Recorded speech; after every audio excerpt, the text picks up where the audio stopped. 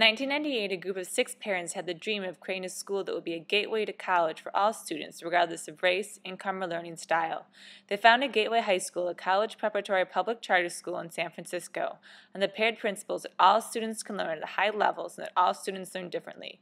Since then, more than 96% of our graduates have gone on to college, double the statewide rate. I'm excited in this video to explore Gateway's points of view of the teachers and students about nutrition. Where it all began. A few weeks ago, I had attended one of my biology students' intervention meeting in order to help raise his grade in biology and most of his other classes to passing. During the meeting, I was frustrated when I learned the reason why he was lethargic in class and was often distracted during labs is that the boys' home where he is living does not provide adequate nutritional foods that he wishes to eat. Thus, he relies on free school lunches, which he chooses not to eat. He goes off campus to spend his own money on chips, soda, or fried chicken. Why would he do something like this? He's studying nutrition in freshman seminar. Does he not remember the information? Is it that he does not care? Is he getting false information from outside sources? All of these questions prompted my essential question for my project.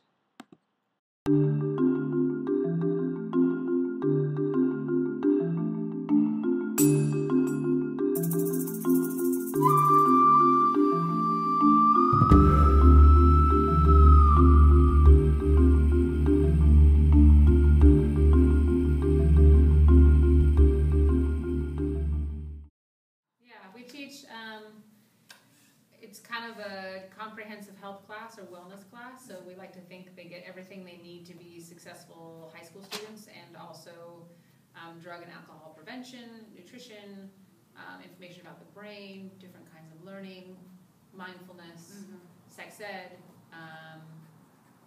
healthy relationships, like all sorts of stuff. They get all sorts of stuff. So nutrition is definitely one part of what we try to share with the students here in seminar.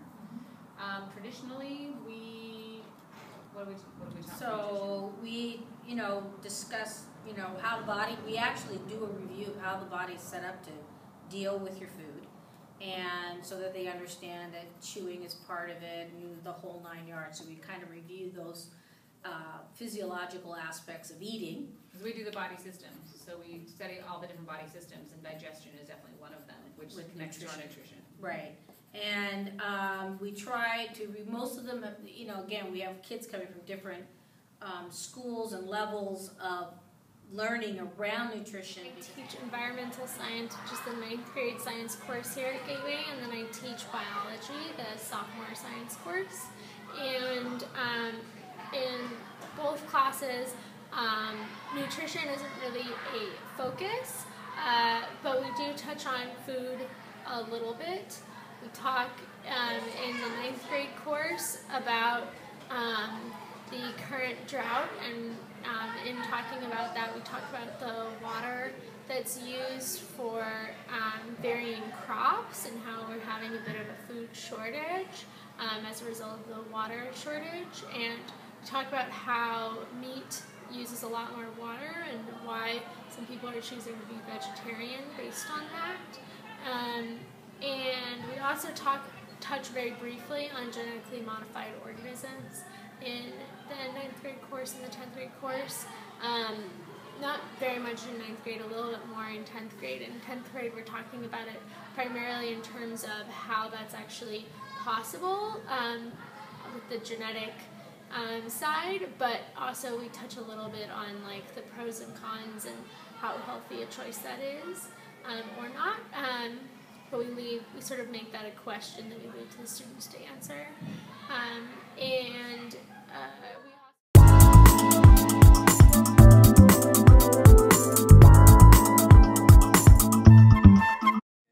How we grow everything here organically. There's no pesticides, no fertilizers we use. Everything is 100% organic. We also have a compost system that we take cafeteria scraps and we recycle that into healthy soil, so we're always teaching about that, and then how to prepare foods that are nutritious. So that's Garden Club, but also in my environmental science classes, we teach about the soil food web.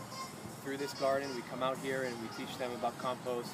They investigate all the soil organisms, the earthworms, the nematodes, the bacteria, the fungi. kind of difficult to access healthy food around here, around the neighborhood. And if it's there, it's probably very expensive. So the best thing is to actually bring it from home. A lot of protein, sometimes junk food. Excuse me. I'm Miss Rosa, and I'm a Spanish teacher. They really become aware of just how bad junk food is. It doesn't necessarily mean they change their behavior, but I think for a lot of kids, it really gives them something to think about. Like, should I be drinking all these Monsters and eating all these hot Cheetos and Takis? Probably not. I'm still going to do it, but probably not. I shouldn't be doing that. And also, a lot of kids start to reevaluate the role that different food groups might play in their diet.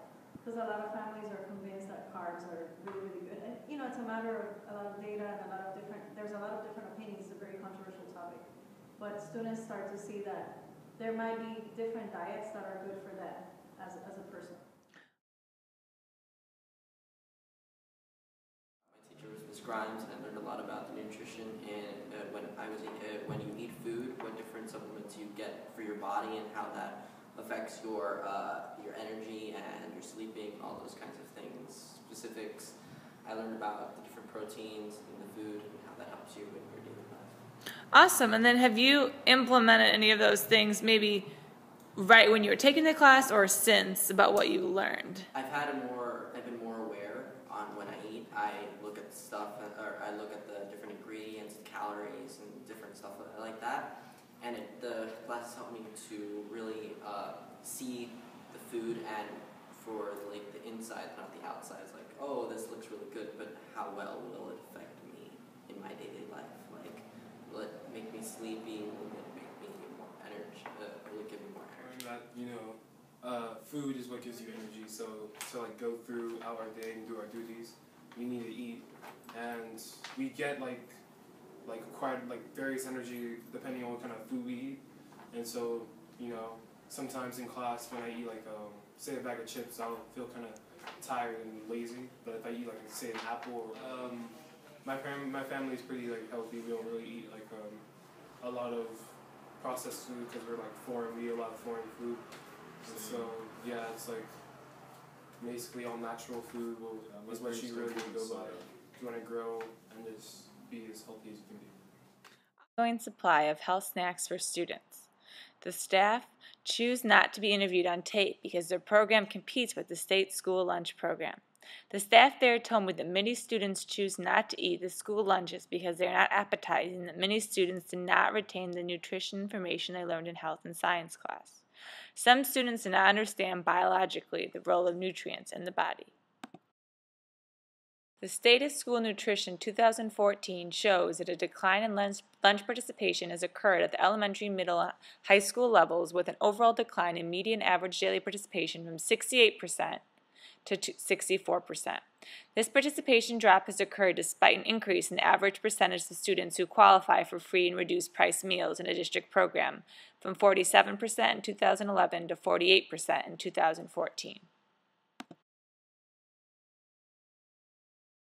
As a solution to the problem of students opting not to eat healthy food, the cafe staff told me to research the teenage brain.